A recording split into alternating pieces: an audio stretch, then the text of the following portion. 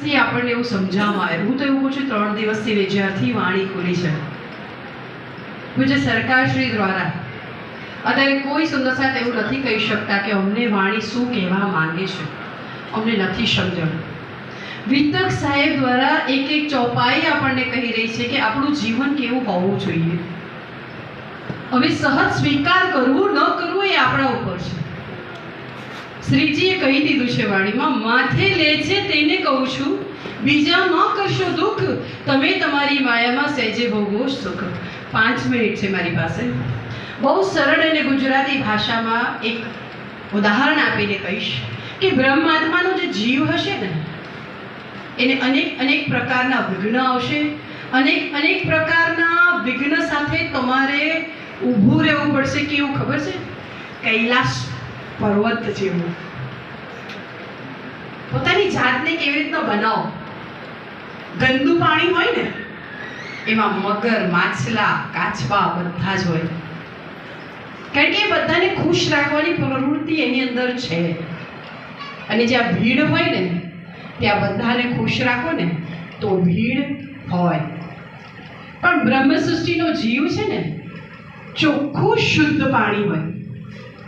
એમાં ના માછલું હોય, ના પોયરો હોય, આગળ તો હવે કોઈનું નામ જ નથી રહેવું. જ્યાં ગંદુ હોય ને ત્યાં ભીડ હોય, અને જ્યાં શુદ્ધ હોય ને ત્યાં એકલા જ હોય. આ બ્રહ્મવાણી બી સંસારમાં એવી છે. બ્રહ્મવાણી સત્યને ઉજાગર કરે છે, અને બ્રહ્મવાણી સાથે જોડાવું. એકને ખુશ કરી શકો છો, બધાને નહીં. એક રબકો ખુશ રખો, સબકો નહીં.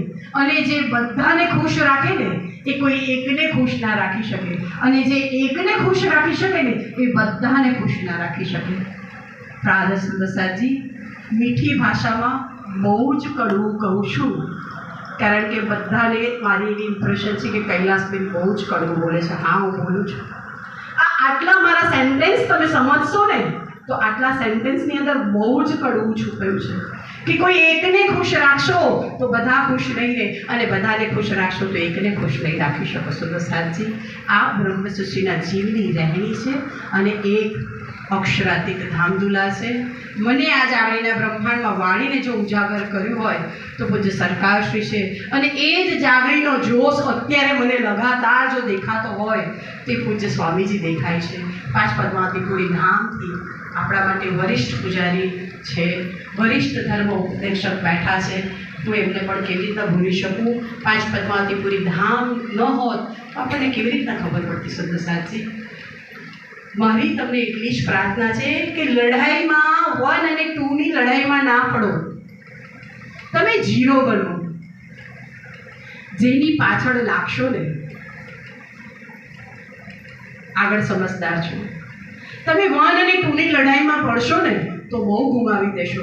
કારણ કે નારી ચાહે ને તો સ્વર્ગ બનાવી શકે છે, અને નારી ચાહે ને તો એ સ્વર્ગને નર્ક બનાવી શકે છે.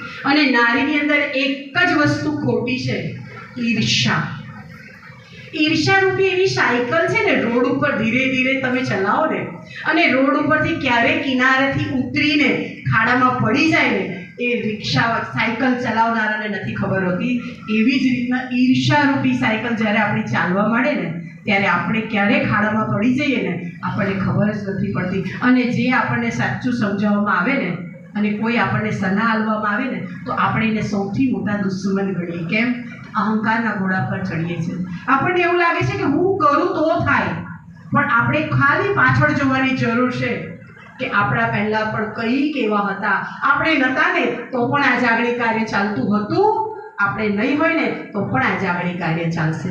તો સુંદરસાજી, પોતાની જાતને મહત્વતા આપવા, મારી પ્રશંસા થાય, મારી મહિમા થાય, હું કહું એમ થાય, એ ભાવથી આપણે ઉપર ઉઠવું પડશે. સુંદરસાજી, અને વિશેષ કરીને આપણા સમાજમાં લેડીઝ બહુ જ આગળ છે, અને આ લેડીઝે સમજવાની જરૂર છે કે સુંદરસાજી 1 અને 2 ની લડાઈમાં ના પડીએ, 0 બનીએ. અને 0 જ્યાં લાગે ને ત્યાં, અને જ્યાંથી ઘટે ને ત્યાં એની વેલ્યુ તમને ખબર છે, તો 0 બનો. સુંદરસાજી, ગુણ અવગુણ ના જુઓ. તુલના કરવાની બંધ કરો. આપણે છે ને તરત જ બધાને માપી લઈએ છીએ અને બોલી કાઢીએ છીએ. સમાજની અંદર સારા બ્રહ્માંડની સમાજની અંદર જો સારામાં સારી પ્રચારિકા હોય ને સારા માટે તો નારી શક્તિ છે, અને ખોટા માટે પણ પ્રચારક હોય ને તો નારી શક્તિ છે. સુંદર સાજી, આપણે જીવ ભાવની રહેણી લેવાની જરૂર છે અને કમર કસવાની જરૂર છે. આવનાર સમયમાં શ્રી પ્રાણનાથજી જ્ઞાનપીઠ સરસાવા, શ્રી પ્રાણનાથ કન્યા ગુરુકુળ ટ્રસ્ટ, પૂજ્ય સ્વામીજીએ જે નિર્માણ કર્યું છે ને, હું હરેક જગ્યાએ કહું છું કે વર્લ્ડની અંદર ભારતની મહિમા શ્રીજીએ કેમ ગાઈ છે, આ બ્રહ્મવાણી કેમ અહીંયા છે?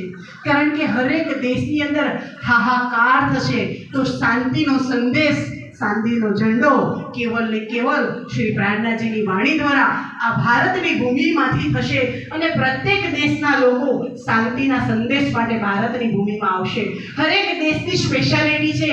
જાપાનની સ્પેશિયાલિટી ઇલેક્ટ્રોનિક્સ છે, ચાઇનાની સ્પેશિયાલિટી ડુપ્લિકેટિંગ છે, તો ભારતની સ્પેશિયાલિટી આધ્યાત્મ છે.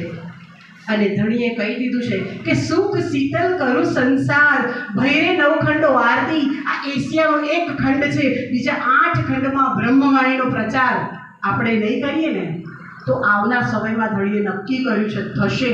કહે છે ને કે અમૃતની વર્ષા થઈ રહી છે, નાહવું ના નાહવું એ તમારા પર છે. એટલે જ કીધું કે માથેલે છે તેને કહું છું, બીજામાં કરશો દુઃખ, તમે તમારી માયામાં સહેજ ભોગવો સુખ.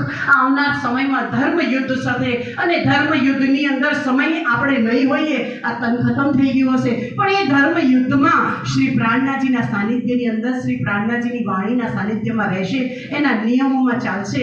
એટલે પૂજ્ય સ્વામીજીએ કમર કસી દીધી છે કે શ્રી પ્રાણનાથજીની વાણી દ્વારા આ સંસારમાં એવી સેના તૈયાર કરીએ કે સંસારમાં રહીને સાધુ કેવી રીતના બનાય, શાંતિ કેવી રીતના મળે, અને આ બ્રહ્માંડમાં બ્રહ્મવાણી કેવી રીતના ફેલાય, એ આપણું કર્તવ્ય છે. અને બ્રહ્મવાણી આખા સંસારને સુખ શીતલ કરું સંસાર, એ ધણીનું વચન સત્ય છે, સત્ય થશે. હવે આપણે ભાગ્યશાળી છે કે એનો નેગેટિવ પોઈન્ટ તમે પોતે નક્કી કરો સુંદરસાજી. એટલા જ માટે કીધું માથેલે છે તેને કહું છું, બીજામાં કરશો દુઃખ, તમે તમારી માયામાં સહેજે ભોગવો સુખ.